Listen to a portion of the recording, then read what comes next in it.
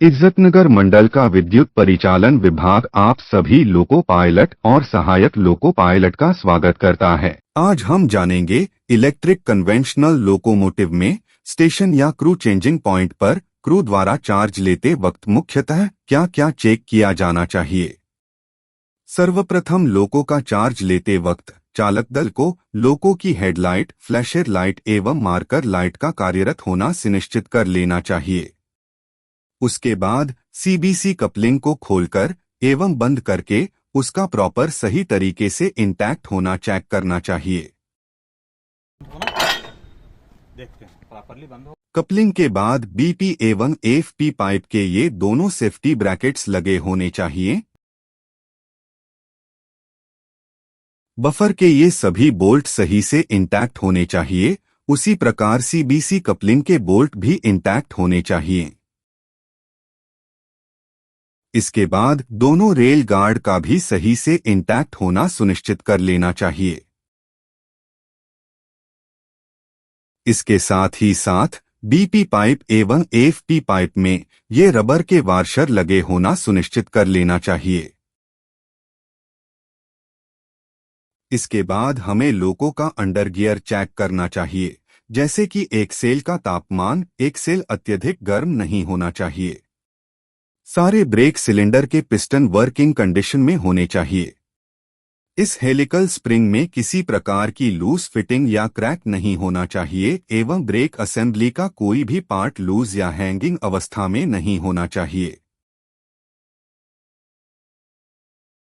इसी प्रकार लोको के अंडर फ्रेम में कोई भी पार्ट असामान्य अवस्था में अर्थात लटका हुआ, टूटा हुआ या फिर चटका हुआ नहीं होना चाहिए। लोको के अंडर फ्रेम में लगे हुए बोगी कटआउट कॉक हमेशा खुली अवस्था में होने चाहिए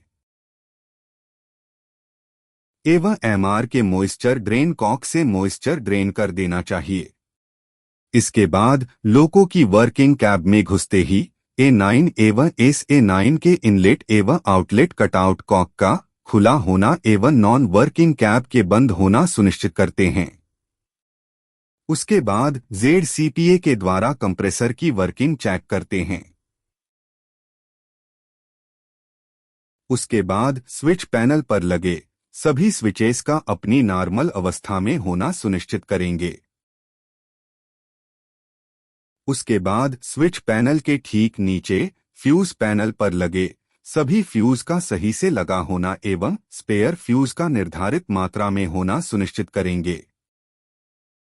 इसके साथ ही साथ सभी प्रेशर गेज में सभी प्रेशर का सही होना सुनिश्चित कर लेंगे।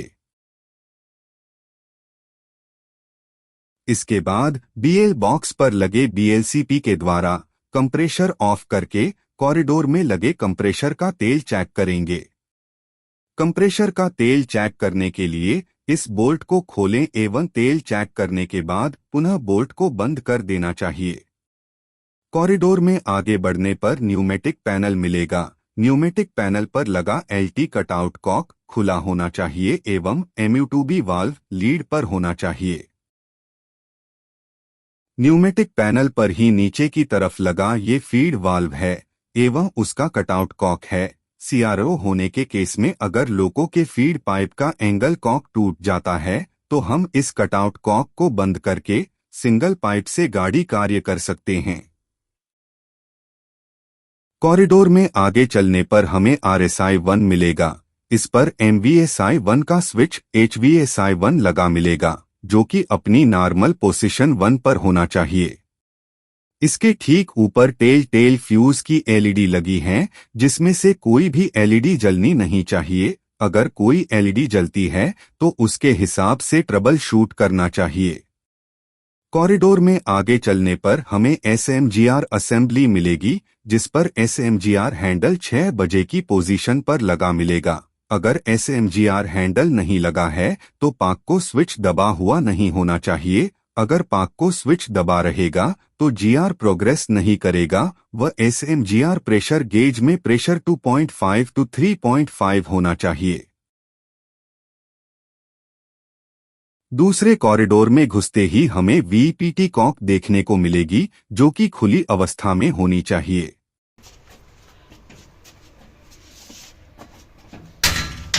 कॉरिडोर में आगे बढ़ने पर हमें RSI2 मिलेगा। इस पर MVSI2 का स्विच HVSI2 लगा मिलेगा, जो कि अपनी नॉर्मल पोजीशन 1 पर होना चाहिए। इसके ठीक ऊपर टेल फ्यूज की LED लगी है, जिसमें से कोई भी LED जलनी नहीं चाहिए। अगर कोई LED जलती है तो उसके हिसाब से ट्रबल शूट करना चाहिए। कॉरिडोर में आगे बढ़ने पर हमें हाई टेंशन कंपार्टमेंट देखने को मिलेगा, जिस पर हमें बाहर से ही एक नज़र डालनी है और देखना है कि किसी भी प्रकार का कोई pressure leakage, oil leakage, flashing, आग, दुर्गंध, असामान्य आवाज इत्यादि नहीं आनी चाहिए। कॉरिडोर में थोड़ा आगे बढ़ने पर हमें टॉर्च की सहायता से ट्रांसफार्मर ऑयल का लेवल चेक करना है, जो कि सामान्य से नीचे नहीं होना चाहिए। आगे बढ़ने पर हमें व्यूल के कटआउट कॉक देखने को मिलेंगे, जो कि खुली अवस्था में होने चाहिए, और थोड़ा आगे बढ़ने पर बेबी कंप्रेसर देखने को मिलेगा। हमें बेबी कंप्रेसर का भी तेल चेक कर लेना चाहिए। कंप्रेसर का तेल चेक करने के लिए इस बोल्ट को खोलें एवं तेल चेक करने के बाद पुनः बोल्ट को बंद कर देना चाहिए। उसके बाद वर्किंग कैब में आके सिग्नल के अनुसार गाड़ी संचालन करें।